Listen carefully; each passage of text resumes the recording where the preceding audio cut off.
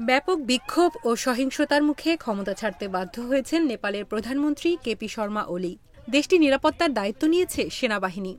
ক্ষমতা ছাড়ার পর ওলি বর্তমানে কোথায় আছেন সে সম্পর্কে কোনো তথ্য এখনও নিশ্চিত হওয়া যায়নি। নেপালের স্থানীয় সংবাদ মাধ্যমের বরাতে ভারতীয় সংবাদ মাধ্যম জানায়, পদত্যাগের আগে ওলি তার দলের মন্ত্রীদের পদ না ছাড়ার নির্দেশ দেন।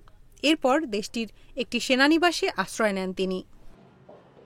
তবে সোশ্যাল মিডিয়ায় প্রকাশিত একটি ভিডিওতে দেখা গেছে ওলির বাড়ির এলাকায় একটি হেলিকপ্টার উঠছে। ওই হেলিকপ্টারে ওলি ছিলেন বলে ধারণা করা হচ্ছে। স্থানীয় কয়েকটি সূত্রের বরাতে ইন্ডিয়া.com বলছে, নেপালের ক্ষমতাচ্যুত প্রধানমন্ত্রী কেপি শর্মা ওলি দেশের বাইরে পালিয়ে গেছেন।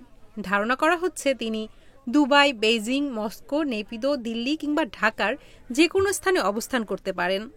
তবে এসব তথ্য কতটা সত্য তা নিশ্চিত করে বলা সম্ভব না এখনো। গত শুক্রবার বেশ কিছু সোশ্যাল মিডিয়া প্ল্যাটফর্মে প্রবেশাধিকার বন্ধ করে দেয় নেপাল সরকার। কারণ হিসেবে জানানো হয়, দেশের নতুন নিয়ম অনুযায়ী এই প্ল্যাটফর্মগুলো নির্দিষ্ট সময়ের মধ্যে নিবন্ধন করতে ব্যর্থ হয়েছে। সরকারের পক্ষ থেকে বলা হয়েছিল, সোশ্যাল মিডিয়া ব্যবহারকারীরা ভুয়া আইডি কার্ড তৈরি করে বিদ্বেষ ছড়ানো, মিথ্যা খবর প্রচার, প্রতারণা ও অন্যান্য অপরাধমূলক কর্মকাণ্ড চালাচ্ছে। এর প্রতিক্রিয়ায় গত সোমবার ব্যাপক বিক্ষোভ শুরু হয় দেশটিতে।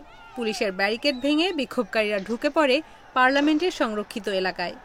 পরিস্থিতি নিয়ন্ত্রণে টিয়ার গ্যাস, জলকামান ও গুলি চালায় আইনশৃঙ্খলা বাহিনী। সহিংস বিক্ষোভে এখন পর্যন্ত ১৯ জন নিহতের খবর পাওয়া গেছে। আহতের সংখ্যা ৪ শতাধিক।